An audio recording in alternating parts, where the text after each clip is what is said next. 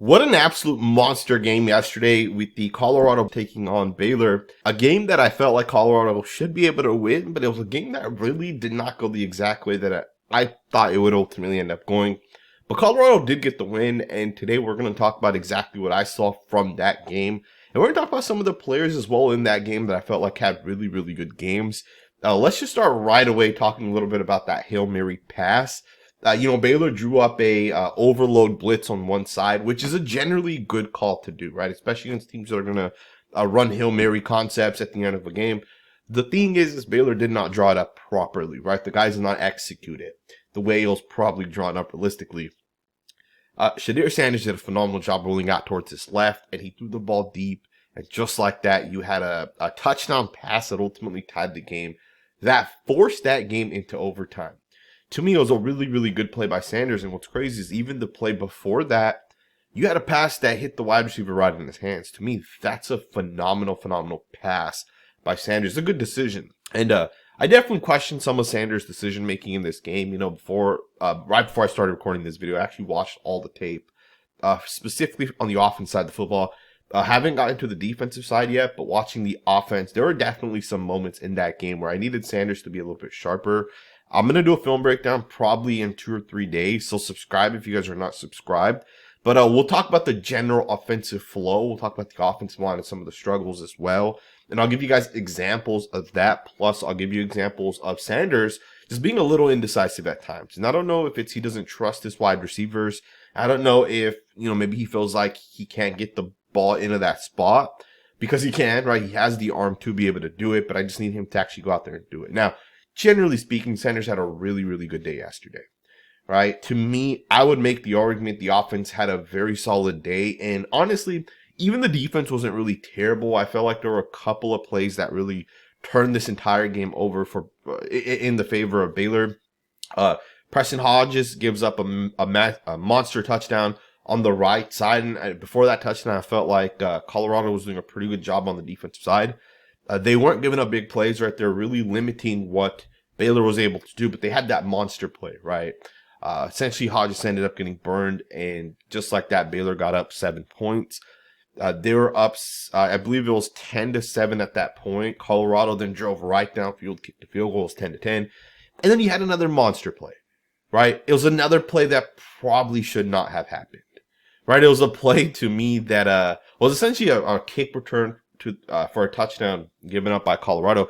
But those are moments where you can't have that happen, right? Especially since Colorado hasn't gotten a lot of production on their own end, right, between kick and punt return. And they gave up a kick return for a touchdown. Those are the type of plays that flip games, right? So you get beat, right? Preston Hodge specifically gets beat over towards the right. Then you allow a kick return to the house. And then the defense gets into a 4th down situation. And the quarterback of Baylor, Robertson, ends up just running it for a touchdown. I think it was like 4th and 2. It was a quarterback draw. And what's crazy about that play is I'm pretty sure on tape I had seen that play last week. Same quarterback, same exact play. And I was surprised to actually see it because right before the play actually happened, the guys actually all went from, essentially being in I think they were in a 2x2 set, and then guys essentially all motioned outwards. The running back was in the backfield. He motioned outwards. It wasn't a motion, but it was like a pre-snap adjustment of the formation. All the guys went out, and then essentially Robertson just ran a draw play right through the middle. It wasn't even like there was it was a trap or a pull or anything to that concept. It was just a straight up draw, and he took it the distance. To me, those 3 plays right there were pretty much the difference in this game, where Colorado to put up points had to literally drive downfield for the most part, right? They did have the Amarian Miller huge play right before half where the knee didn't go down, right? People thought he was tackled. He kept the knee up. Some people, questioned a little bit on Twitter. I did not think his knee was down, right? And he did a great job. Knee wasn't down. He got up and he ran it and he scored a touchdown. To me, Colorado needs those type of plays, right? You can't always be expected to drive downfield 4 yards, 5 yards, 10 yards. And score that way, right? Sometimes you need chunk plays, especially against a team like Baylor, because Baylor, on the other hand, got those chunk plays, right? 3 plays, 21 points essentially off those 3 plays. And there are big plays as well, right? It wasn't like Baylor was just, all the way at like the 5-yard line, right? Like they literally had 3 big plays that I think kind of shifted this game a little bit. But at the end of the game, right, Colorado did a good job being able to stay within the game. And you know what's interesting is at the end of that Colorado game, I think there was like 6 minutes left or something to that tune. And Colorado had the ball and they're ready to drive downfield now. I think they're at probably like the 10-yard line. And it just wasn't a good drive. And they went 3 and out and they had to punt the football. And there was only like 3-4 minutes left at that point. So they needed the defense to step up and get that stop. And the defense did step up and they did get the stop. And they got the ball back. And then Colorado drove downfield and essentially they had the Hail Mary pass. But a thing that people might not talk about, people might say, hey, Colorado got lucky with that Hail Mary pass. People don't talk about the fact that there was a play where the wide receiver got the first down. I don't know exactly which wide receiver it was. Crosses my mind. There was a play in which you got the first down and the referee said that it was not a first down. There were like 35 seconds left at that point. The receiver gets the first down. The referee continues to clock. And then it was 4th and 1 essentially. But the wide receiver had the first down by a mile, right? And it was so clear watching that play live that he got the first down. But then after the 4th down attempt, they went back and watched the replay. And they realized, okay, he did get the first down, right? And the unfortunate thing is that wasted like 15 seconds. And I know Colorado still won this game. But if Colorado actually lost this game, that would have been the play. And that would have been the mistake that the referee essentially made, right? Because what the referee could have done is you could have given them the first down, you could have stopped the clock, and then you could have let the review process happen if it needed to happen. But the review process never happened, and obviously it was 4th and 1 at that point, and Colorado quarterback snuck it. They lost 15 seconds. They snuck the ball. They got the first clock stop. But to me, those are moments where you look back and say, you can't have that happen if you're that referee. And, I don't want to say that the referee cheated out Colorado, but it's just unfortunate, right? If you guys think about that moment of the game, because that's the moment that would have lost Colorado the game. Now, they had the Hail Mary a couple plays later. They went into overtime. Colorado got the ball first, and they just ran it right down the throats of Baylor.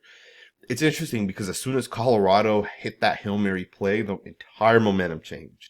And you could just feel it, right? Like I was watching the game through my TV screen, and I could just feel the momentum shifting, right? You can just tell that that Hail Mary play just took the air out of Baylor. And on the defensive side, you could see they really struggled, right? They weren't able to stop Colorado. I think the first play might have been like a 5-yard pass, but after that, they just essentially ran it. And I think it was Michael Welch that scored the touchdown to essentially give Colorado the touchdown in overtime.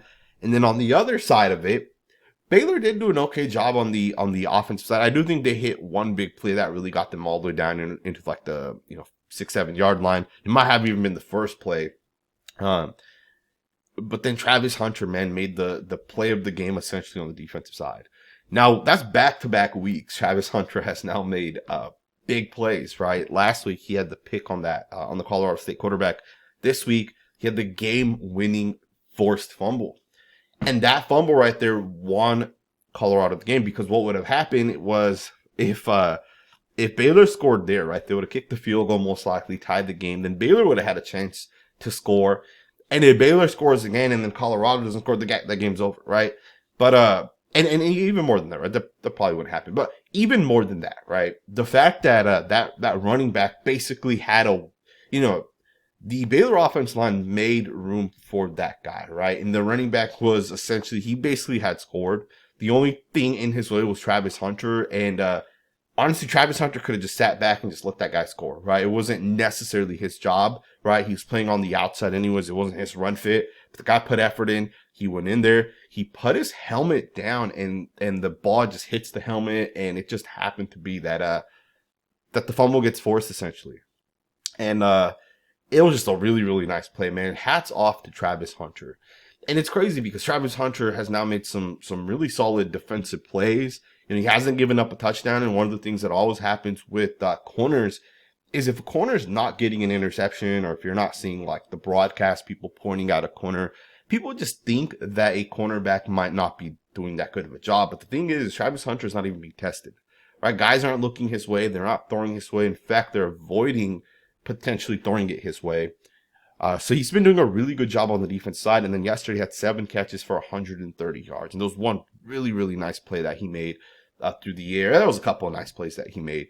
But he was really solid yesterday, right, against Baylor. And I felt like against Baylor, the run game was okay, right? I felt like there were moments that the run game had some nice plays.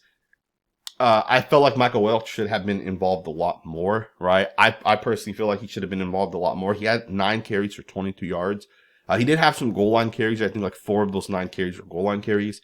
So although he only averaged 2.4 yards per attempt, keep in mind he had 2 touchdowns, right? So there was short distance and then 2 others where he wasn't able to punch it in. But eventually they were able to score anyways. Shedeur Sanders also had a rushing touchdown. I think his touchdown was actually the first touchdown for Colorado. It was a nice play. It was a designed run, right? It wasn't like he was looking to throw it and then he took off running. It was like a designed run play. So it was a really, really nice play. Jimmy Horn could have probably played a little bit better. Then there were a couple of drops. I think Wester might have had some drops. I don't think Horn had a drop, but Wester definitely had some drops. Maybe Old Shepherd. There were definitely some drops, just little things you got to clean up. The offensive line, let's talk about this a little bit. So, the offensive line was not that good yesterday. And I wouldn't say it was the worst performance the offensive line had, to be honest. I think against Nebraska, it was the worst performance they had. Against Colorado State, they're definitely a lot better. And I felt like even yesterday, they're pretty good. Now, I do think Baylor's defensive line may have been the best defensive line that Colorado State, maybe Nebraska. Nebraska is a pretty good defensive line as well. But Baylor's defense is not a bad defense, especially the front seven. But you did have some guys struggling a little bit, right? So Phillip Houston struggled at right tackle. Khalil Benson jumped over to right tackle, and and that at that point you had Justin Mayers jump in at right guard, right? You kind of made a transition on the offensive line a little bit. There were struggles. Khalil Benson gave up 2 sacks. Phillip Houston gave up a sack. Hank Zelinskis gave up a sack. So there are definitely some moments in that game. But one of the things you got to recognize is these guys played 92 snaps, right? If you were the starter and you finished the entire game, you played 92 snaps. That's a lot of snaps on the offensive side. And I understand it's college, right? It's not the NFL, right? In college, you're going to play a lot more snaps. And they give up 4 total sacks, which it's a lot of sacks to give up. And there were moments where they gave up pressure as well. But I also feel like, I'm not going to give Shedeur Sanders a pass just because he's the quarterback and he's the coach's son. Although I don't think people are going to give him a pass for that reason. But I'm definitely not going to give him a pass, right? To me, a quarterback is the most important position in any football, NFL, college football. You can be D3, it doesn't matter, high school, whatever. The quarterback position is by far the most important position. And to me, you got to be able to play within rhythm, got to be able to play within the structure of the offense. And this is something I criticized him a little bit in the past. Not saying he didn't do a better job this week. In fact, this is probably the best week he had in terms of playing within structure. But I need him to just continue to do that. Because there are moments where he hesitates a little bit, right? There's moments where maybe you run some sort of scissors concept towards the left. Maybe it's a dragon concept. And he has the ball. He's looking. He knows where he should probably go with the football, but then he doesn't. And then he'll look towards the right, and then now you got pressure. A quarterback's drop back is going to tell you what the play is. If a quarterback takes the snap and he goes, he takes 3 steps back and he's looking towards the right, that means it's a quick pass. The ball needs to get out. If the quarterback takes 5 steps or 7 steps, there's a deep concept being developed downfield. In fact, one of the big things that happened in that Nebraska game was that Colorado had too many 5 and 7 step drops, and I criticized the crap out of Pat Shurmur for that game specifically because of that. And I felt like against Colorado State as well as against Baylor, that was not happening, right? There weren't a lot of 5 and 7 step drops, which means the quarterback just has to get the ball out quickly. And I felt like Sanders was doing that for the most part yesterday, but he needs to just continue to do that, right? Because there are sacks being given up, or there's pressures or hits being given up, or it's not necessarily on the offensive line, right? As an offensive line, you're not going to pass protect for 5 seconds every single play. And that's just some criticism I have for Sanders. O-line still has to continue to play better. They got to be more consistent as well. And they got to get the run game going, but they got to commit to the run game as well, right? I think it's another part of it as well. But generally speaking, right, Colorado got the win at the end of the day. And there's a big difference between being 2-2 versus being 3-1, right? And this was a conference game. So to me, Colorado's in a really good spot right now. They got to just continue to play their style of football. Be conservative if you need to on the offensive side, right? Don't do things that are going to make you essentially regret it. Right, against Nebraska, you had like that 4th down play from like your own 30-yard line where you go for it because there was pressure, and you get into such a deep hole that you're not able to climb out. Against Baylor, you're down 24-10, and you're able to climb out of that, right? And I think it's 24-10 with about 2 minutes left in the first half, right? And you're able to slowly climb out of that, and you're able to win. Colorado's defense is a lot better than what they get credit for. I know it wasn't perfect, right? There were a couple of moments, right? Obviously, you had the touchdown given up by Preston Hodge. DJ McKinney also gave up a touchdown as well. McKinney didn't look as good, in my opinion. I think this is the worst game he had. But then you had guys like Shane Cokes who stepped up. He had I think he had 2 quarterback hits and a sack yesterday. Right, he had a monster game for Colorado. Carter Stoutmire, right, has stepped in for Shedeur Sanders, and he looks really, really, really good as well.